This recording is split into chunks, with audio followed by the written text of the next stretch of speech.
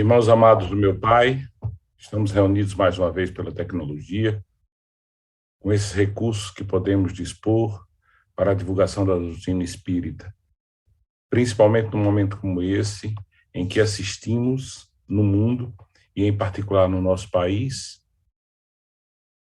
o desencarne aos nossos olhos prematuro de 620 mil pessoas. São 620 mil famílias. Nos preocupamos com o sustento, com o sentimento que essas famílias nutrem acerca dos desencarnados. Nos preocupamos também com a consciência de cada desencarnado e como pode estar em virtude dessa grave doença que assola todo o planeta. Nosso tema, consciência social. Ora, a gente assiste a chamada lei da sociedade. E aí, o próprio Espiritismo coloca que a lei da sociedade diz respeito a um sentimento inato do ser humano. O ser humano, por ser um agente gregário, ou seja, ele gosta do convívio em geral, ele se realiza no meio da sociedade. Só que viver em sociedade requer certas disposições, ou seja, certos atos de disposição, tolerância e, principalmente, coordenação. Assim, nós assistimos hoje um momento que alguns especialistas chamam de um momento da decepção. Situações as mais inusitadas. Pessoas que pensam que o raio só cai na casa do vizinho. E muita gente pensa assim, porque eu nada tenho a ver com isso. Pessoas que dizem, é só o filho do vizinho que vai ser drogado, o meu nunca. Agressões físicas também só acontecem na casa do vizinho. Na minha também nunca. E eu não tenho nada a ver com isso. Eu não tenho que denunciar, eu não tenho que interceder, porque eu nada tenho a ver com isso. Pessoas que, dentro da sua clausura, do seu encastelamento, não enxergam quantas crianças, quantos adultos estão passando fome, inclusive no nosso país. Eu não falo nem no mundo, eu falo no nosso país. Pessoas que vivem em condições de moradias indignas, pessoas que assistem verbas públicas que não chegam ao seu destino e, claro, o ensino nosso da pior qualidade possível. Desculpem. Assim, o ser humano sempre, principalmente o brasileiro, neste caso que eu estou falando em particular, traz muito desse egoísmo de ver quantas pessoas estão morrendo nos hospitais públicos, principalmente, ou em locais remotos, sem o atendimento à saúde, pessoas que não têm emprego, nós temos milhões e milhões de desempregados, uma criminalidade galopante, e o pensamento é sempre esse: eu nada tenho a ver com isso. Bem, o brasileiro parece que aprendeu a lei do Gerson, e isso me revolta. Quando é aquela lei de tirar vantagem em tudo, porque o brasileiro se acha esperto, em geral. E o mal do esperto é achar que o resto do mundo é imbecil, é idiota. Ou seja, ele é quem tem que tirar vantagem. Se ele tiver uma oportunidade de tirar uma vantagem, ele não perde. Ainda que venha isso trazer um completamente ilícito para ele à custa de prejuízo alheio. A gente assiste, inclusive, dos próprios centros espíritas. Aqueles centros espíritas que fazem um trabalho de assistência, aqueles centros espíritas que distribuem cestas básicas para as pessoas que estão famintas. E mais das vezes, as pessoas buscam tirar vantagem, recebendo mais de uma cesta básica, ou mesmo mostrando uma penúria financeira que não corresponde à verdade. Vamos fazer, então, uma elucubração sobre o que somos. Nós éramos primitivos. Nós morávamos em cavernas, em árvores. Nós tínhamos medo de tudo, tínhamos medo dos animais, medo dos outros homens. Nós disputávamos comidas com os animais. Predominava o instinto, principalmente aquilo que faz o homem mais apegado à terra, o instinto sexual. Assim, todos os machos do grupo se relacionavam com todas as fêmeas do grupo e vice-versa. Nascia uma criança, a maternidade era uma certeza, a paternidade nem presunção era, porque ninguém sabia quem era o pai. Bom, daí a ausência completa de um pudor, a ausência completa de uma regulação, a não ser através da força física. Por exemplo, o homem que desejasse uma mulher puxava pelos cabelos e a possuía. Logo, no homem primitivo, o estupro era algo natural. Só que nós precisamos progredir. Tudo no mundo progride, os planetas progridem. Estamos assistindo o nosso planeta sair da condição de um planeta de provas e expiações para um planeta de regeneração. Logo, o homem não pode se conservar infinitamente na sua ignorância, porque tem que atingir a finalidade que a providência divina assim o faz, assinou como sendo o seu futuro.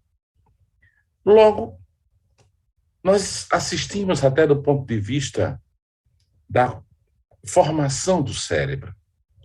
Se nós tivéssemos aqui homens da antiguidade cuja testa é chinfrada, ou seja, essa testa nossa, ela veio pouco a pouco se delineando para frente. E todas as vezes que eu estudo o espiritismo, eu fico mais abobalhado de como o espiritismo sai na frente como ciência. E somente depois de muito tempo é que a ciência tradicional vem a reboque. A gente vai encontrar no livro No Mundo Maior, Chico Xavier, essa frase: nos planos dos lobos frontais, silenciosos ainda para a investigação científica do mundo, jazem materiais de ordem sublime que conquistaremos gradualmente no esforço da ascensão, representando a parte mais nobre do nosso organismo divino em evolução. Na medida em que a gente foi desenvolvendo essa parte da cabeça, essa parte foi crescendo para frente, surge o chamado lobo frontal, que o homem antigo não conhecia. Daí a condição que nós tínhamos de primitividade. Seria aí a sede da nossa consciência. Nós temos hoje estudiosos de escola falando sobre isso. O Dr. Jorge Malneto, por exemplo, ele diz: nós acreditamos que essa descoberta pode ter uma aplicação muito grande em termos de vida e de altruísmo. O lobo frontal é a área do cérebro responsável pela intenção firme, pela tomada de decisão, pelo comportamento regulador, pela inspiração. Então, a natureza já foi nos moldando para sermos senhores de nós mesmos dentro de uma nova concepção. Surge, então, a figura da consciência. O que é a consciência? A consciência é um sentimento, uma percepção do que se passa em nós. Nós podemos enganar todo mundo durante muito tempo, mas não enganamos Deus e nem a nossa consciência. É a nossa voz interior, é aquela voz secreta, a voz da alma, aprovando ou reprovando nossas ações. Por mais que a gente justifique para os outros os nossos comportamentos e os convencemos, para nós mesmos sabemos. A nossa consciência funciona como o nosso tribunal de justiça particular. Vai dizer: você errou, você não está correto. Ainda que aos olhos dos outros tudo esteja justificado. A consciência é justamente muito relacionada com a questão do ego. Escreve Jung no livro O Mapa da Alma.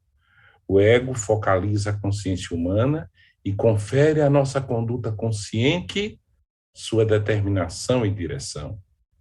ego e consciência uma ligação unívoca. Se essa consciência adoece, o ego adoece, e assim por diante. Daí surge o sufixo ismo, que designa doença. A consciência doente é o egoísmo. A consciência doente é um ego doente. É a doença do ego.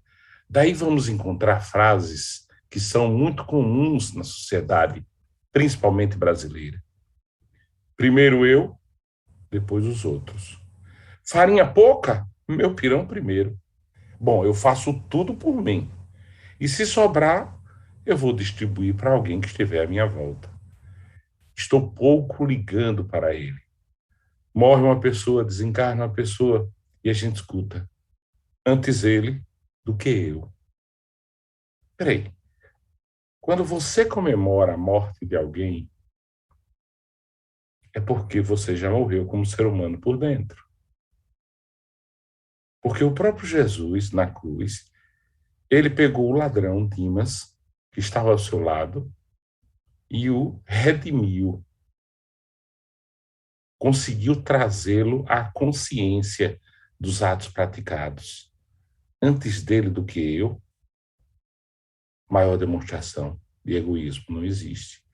O egoísmo é a chaga da humanidade, é o monstro devorador das inteligências, é a lepra que invade o coração humano, é filho do orgulho e a negação da caridade. Ora, nós somos regidos por dois conjuntos de leis. Leis divinas, físicas e morais, e as leis humanas. Leis divinas, físicas e morais, e as leis humanas. Quando falamos das leis de Deus, nós falamos em leis que são aplicadas de forma geral e abstrata. E as leis morais, que estão inscritas na nossa consciência como se fosse a assinatura do artista em sua obra. Não é assim que encontramos na questão 621 do Livro dos Espíritos? Vejam, quais são as leis morais? Lei da adoração, lei do trabalho, lei da reprodução, lei da conservação, lei da destruição, lei da igualdade, lei da sociedade, lei do progresso, lei da liberdade, e todas têm por base a lei de justiça, amor e caridade. E na questão 621, Kardec interroga os espíritos siderais. Onde estão inscritas as leis morais, as leis de Deus? Resposta dos espíritos. A lei de Deus está escrita na consciência do homem como se fosse a assinatura de um artista em sua obra. Logo, precisamos fazer uma revisão a respeito da chamada evolução da consciência humana. Ela não nasceu do jeito que está hoje. Nós vivemos um primeiro estágio, aquele estágio de primitividade. Naquele estágio em que o ser humano, mesmo espalhado pela Terra, era constituído apenas de pequenos grupos, bandos, famílias.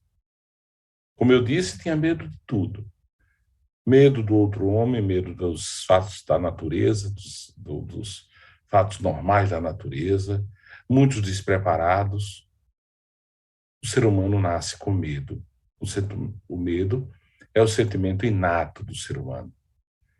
E justamente por isso é que ele necessitava se aglomerar para se proteger. Evoluindo um pouco, essa população aumenta. Daí o ser humano aprende a cuidar melhor de si mesmo e começa a se relacionar. Surge o segundo estágio da evolução da consciência humana. Embora a gente possa dizer, como consta da revelação kardeciana, de que a lei da sociedade é fruto de algo inato ao ser humano, se nós formos, do ponto de vista antropológico, a convivência social humana ela foi fruto do medo e da necessidade de força para vencer. tudo aquilo que atemorizava. Já no terceiro estágio, esses pequenos grupos começam a crescer, começam a formar tribos, nações. E aí nós precisamos de uma governança. Passa a conceber uma convivência ideal a partir de elementos que sejam consensuais ou que, pelo menos, aquilo que nós chamamos de macho alfa dominante, que é o diretor, o presidente da tribo, aquele que realiza os atos de comando. É preciso que haja um grupo moralmente equilibrado. Surge a concepção de um Deus moralmente equilibrado.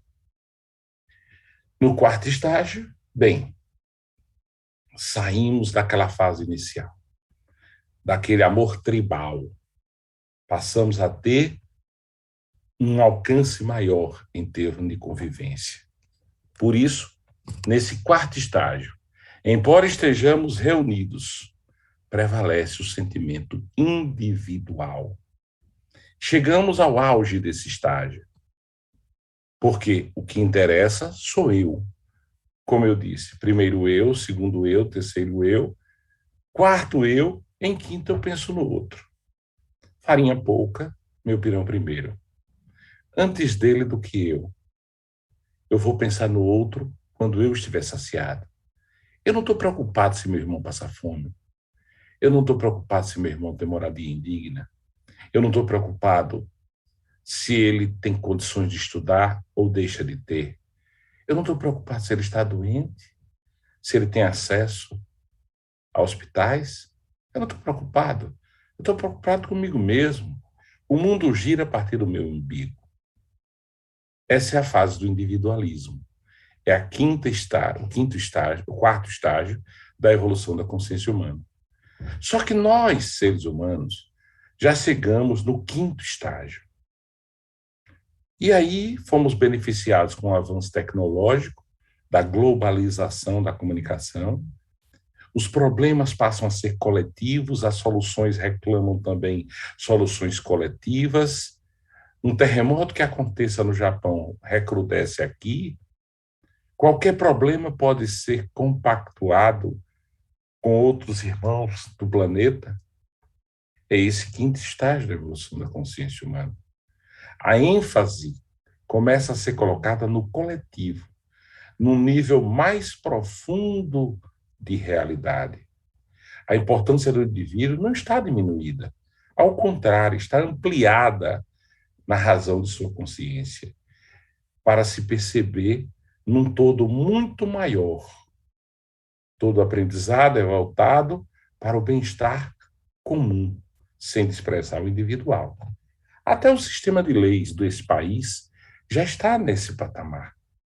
Se pegarmos as leis que o judiciário mais trabalha, por exemplo, o Código Civil, a própria Constituição Federal, o Código de Processo Civil, a visão é do coletivo e não mais do individual. É interessante que, embora a gente esteja tentando vencer esse egoísmo, temos ainda situações atávicas, porque ainda não firmamos nossa consciência. A evolução tecnológica nem sempre é acompanhada pela evolução moral. Nem sempre é acompanhada. Os habitantes da Terra ainda têm aquela superioridade de inteligência em grande número de seus habitantes. Os habitantes da Terra ainda estão portadores de muita imperfeição moral em relação à ganância, em relação a vícios, maledicências, cobiças, desamores. Essa é uma característica comum, infelizmente. E isso, veja, nós vamos encontrar até em populações que a gente acredita não fazem parte do primeiro mundo, mas a consciência ainda está muito rebelde diante das leis divinas. Aí se pergunta, dentro dessa consciência, nós temos liberdade de pensar e de agir como queremos? Tem pessoas que sim. Não, eu tenho liberdade de expressão, eu tenho liberdade de ir e vir, Eu tenho liberdade disso, eu tenho liberdade daquilo. Será que a convivência social reclama esses comportamentos? E aí as pessoas ainda invocam Jesus, dizendo: Jesus pregou a liberdade ao lado da igualdade e da fraternidade. E é verdade, ele disse isso.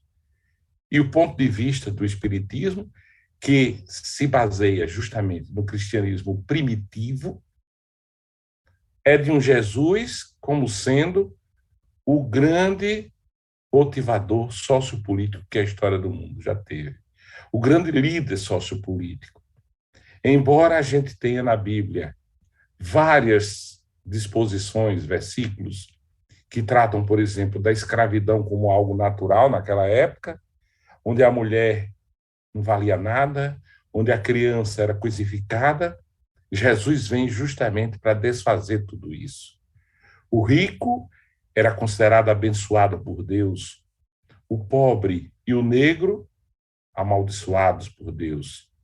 Jesus veio justamente para desfazer esses preconceitos, esses conceitos prévios e, claro, colocar tudo no seu devido lugar. Kardec revelou o Espiritismo a partir da França. E observe que aquilo que Kardec escreveu, Sócrates e Platão disseram 400 anos antes de Cristo. Por que não floresceu? Porque a sociedade da época de Sócrates e Platão seria muito mais ignorante. Kardec contou com um forte aliado, a Revolução Francesa, que aconteceu, claro, na França, 80 anos antes. A Revolução Francesa, que tinha o tripé da igualdade, liberdade e fraternidade. Igualdade, liberdade e fraternidade.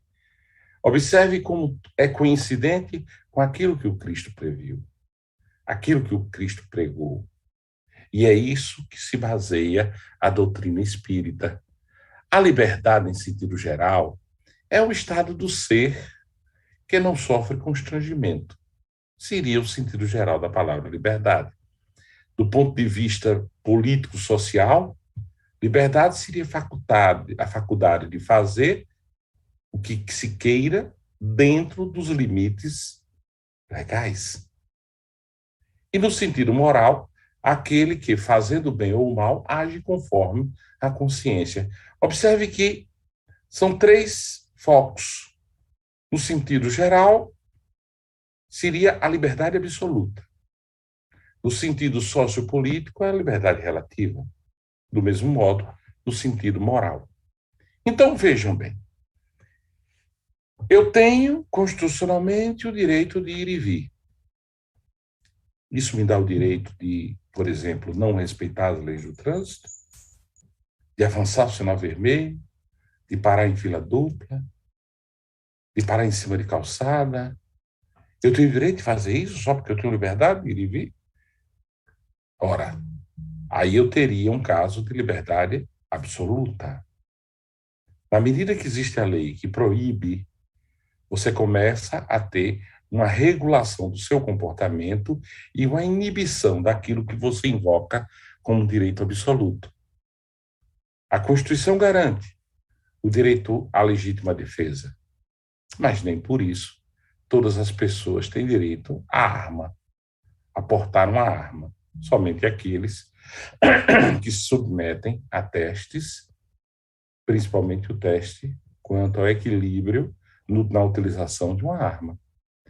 Eu tenho direito de andar nu? Todos têm direito de andar nu? Óbvio que não. Porque isso seria encaixado como ato obsceno, que é uma conduta deletógena. Observe que as leis humanas, mais das vezes, tolhem com rigor esse exercício da liberdade, que para muitos é uma liberdade absoluta. E por incrível que pareça, tem pessoas que raciocinam dessa forma. Não, eu tenho o direito à liberdade. Sim. Liberdade de quê? Qual é o limite da liberdade? Nesses casos que eu acabei de falar, o limite da liberdade seria a liberdade político-social, através da responsabilização pelo enquadramento criminal. Espera aí, eu sou pedestre, eu tenho liberdade de ir e vir.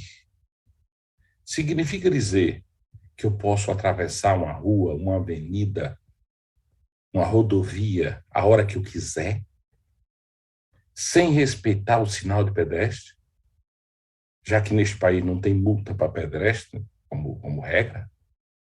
Não existe multa para pedestre. Pedestre, infelizmente, principalmente aqui em Aracaju, a gente assiste a toda hora uma falta de educação de trânsito. Todo dia a gente assiste isso. Não, eu tenho liberdade de atravessar onde eu quiser. Espera aí, o trânsito dos veículos vai ficar à mercê da tua vontade? Ah, não há lei que puna o pedestre. Não há lei que puna o pedestre. Mas existe a consciência. É justamente a liberdade moral. Eu tenho o direito de ser atendido em qualquer lugar que eu chegue. Significa dizer que eu tenho o direito de furar a fila? Eu tenho o direito de furar a fila? Não, porque eu sou o cara e eu quero ser atendido logo. Eu quero ser despachado logo. Num banco, numa repartição, em um consultório médico e assim por diante. Existe alguma lei que puna quem fura a fila? Não, existe. Quem é que regula essa liberdade moral? É a sua consciência. Não há lei. Não há disposição normativa que obste que você realize. E aí vem o grande calcanhar de Aquiles do momento atual. A vacinação. Eu pergunto, existe lei que puna o cidadão que não queira se vacinar? Não, não existe lei que puna.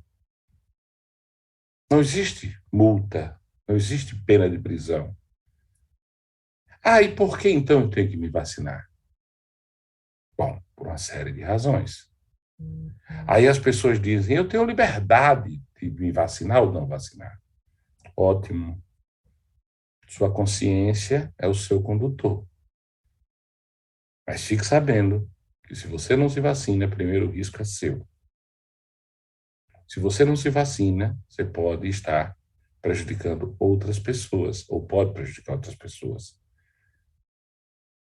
E aí inventam um monte de história de que a vacina faz injetar um chip na criatura para ser controlado, de que a vacina faz virar jacaré, de que a vacina gera AIDS, de que a vacina gera problemas cardíacos, de que a vacina gera embolias. Pelo amor de Deus, larga de ignorância. Larga de ignorância, de atavismo. Nós já estamos no quinto estágio da evolução da consciência humana. É óbvio que você tem todo o direito de não se vacinar. Entretanto, existem restrições para quem não se vacina. Exemplo, adentrar em estádio de futebol, adentrar em locais públicos, adentrar em fóruns, adentrar em praças de diversão, embarcar em uma aeronave. Bom, você tem o direito de não se vacinar. Mas pelo fato de você não se vacinar, você vai sofrer restrições. Ninguém está tolhendo sua liberdade. Se você quer continuar na sua animalidade, no seu atavismo, na sua primitividade, a escolha é tua. Você tem essa liberdade. Porque a questão de consciência, de você estar dentro de uma sociedade e saber que o seu direito termina quando começa o outro. Ah, eu não gosto, eu detesto a tal da máscara. Realmente. Eu detesto a tal da máscara. Estou falando de mim. Mas isso não me dá o direito de entrar em ambientes, de sair de casa, entrar no corredor do prédio onde eu moro, na garagem do prédio onde eu moro, sem máscara. Por mim e pelo outro. Por mim e pelo outro. Eu tenho que ter essa consciência de que o meu limite é o outro.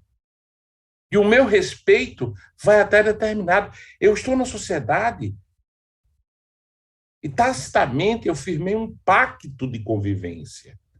E esse pacto exige um comportamento consciente de todo cidadão. Eu vou contar uma história para vocês rápida. Um amigo meu estava num determinado país da Europa e foi pegar uma condução, um ônibus coletivo. Ele se dirigiu para pagar. E ao lado da passagem paga, existia um espaço vazio, onde as pessoas poderiam entrar sem pagar. Ele aí inquiriu o cobrador: meu amigo, aqui o sujeito entra sem pagar? Ele disse: sim, as pessoas pobres entram sem pagar, os portadores, as pessoas com deficiência entram sem pagar, os idosos entram sem pagar. Aí ele, na sua brasilidade, chegou e perguntou ao cobrador: e se uma pessoa sadia, jovem, etc., resolver entrar por ali sem pagar? Resposta do cobrador para ele: por que essa pessoa faria isso? Por que ela faria isso? Vejam a diferença entre estar no Brasil e em países onde a consciência social já é bem maior. Por que ele faria isso? E olha que nós não somos os últimos da fila, não, viu? Ainda tem gente muito mais primitiva para trás, infelizmente. Porque estamos ainda engatinhando no quinto estágio da evolução da consciência humana. Quando eu violo a liberdade sob o ponto de vista político-social, eu sou punido. Quando eu violo a liberdade sob o ponto de vista moral, minha consciência acusa. É aí que entra a célebre frase de Paulo: tudo me é lícito, mas nem tudo me convém. Tudo me é lícito.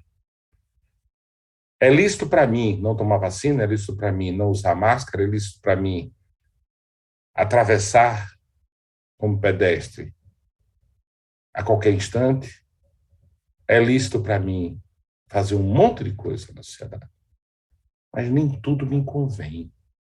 É aí que aparece a figura do livre-arbítrio com responsabilidade. O livre-arbítrio é a faculdade que todo indivíduo tem de determinar-se de acordo com a sua consciência, produzindo as suas escolhas.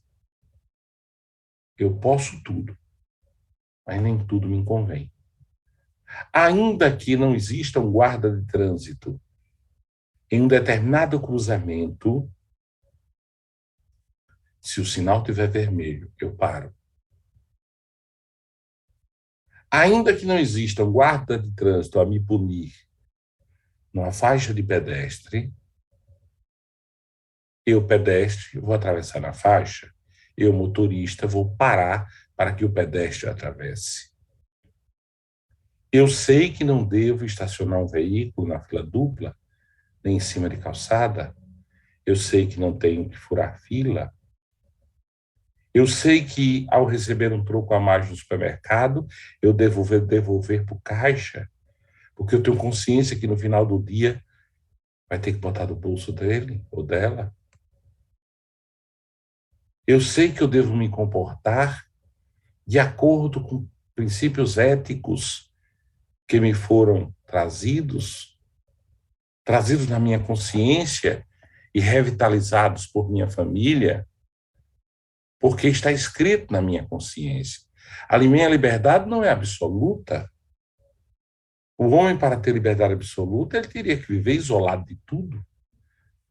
As liberdades nossas são sempre relativas. Ou seja, deve ser adequada à liberdade do outro. E para progredir, nós precisamos uns dos outros. A liberdade é bem compreendida quando aprendemos a fazer a relação entre a liberdade de agir e a liberdade de consciência. A regra de ouro. A regra de ouro é essa: não fazer os outros aquilo que gostaria que fosse feito para você. Mateus 7,12. Vocês sabiam que 95% dos livros religiosos, os livros base das religiões do mundo, trazem essa disposição? O hinduísmo, ao Corão e assim por diante. O Código de Vedas. Não faça ao outro aquilo que não gostaria que fosse feito com você. Essa é a regra de ouro da convivência. Essa é a regra de ouro de qualquer exercício consciente de liberdade. E qual é a medida da nossa consciência? Bom, a medida da nossa consciência é o nosso estágio espiritual. É o nosso estágio espiritual. Com certeza, eu sei que a cegonha não erra de endereço.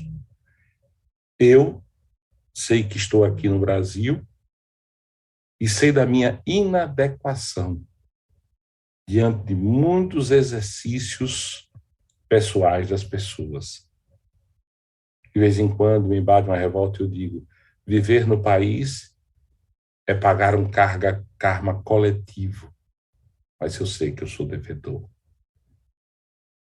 Porque é o país da impontualidade, é o país da insinceridade, é o país do tirar proveito, é o país de tirar vantagem, é o país da lei de Gerson.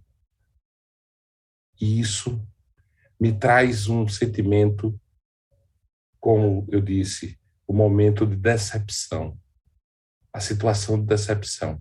E você só se decepciona quando você acredita ou acredita em alguém. Eu costumo dizer que daqui a 500 anos este vai ser um país sério. Como eu sou reencarnacionista e sou devedor quanto mais, eu tenho certeza que eu vou estar por aqui novamente para assistir esse país como um país sério. Nós, espíritas, precisamos sair da prática simples da fraternidade e buscar a alteridade. A alteridade é a capacidade de aprender o outro na plenitude da sua dignidade e dos seus direitos. É mais do que a fraternidade. É o estabelecimento de uma relação de paz entre os diferentes, a capacidade de conviver com a diferença da qual o outro é portador. É uma nova mentalidade que deverá vigorar na civilização do mundo de regeneração.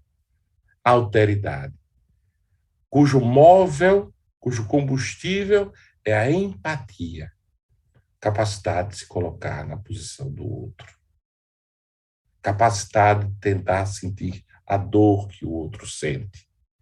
É preciso que o sujeito refaça o caminho para poder pensar, refletir, trabalhar-se para mudar sua visão de mundo e dos seus valores, a fim de descartar valores velhos e descortinar novos posicionamentos, fruto de suas escolhas. Isto é, transformar-se. Não pode existir um cristão de bem com a vida enquanto o irmão passa fome.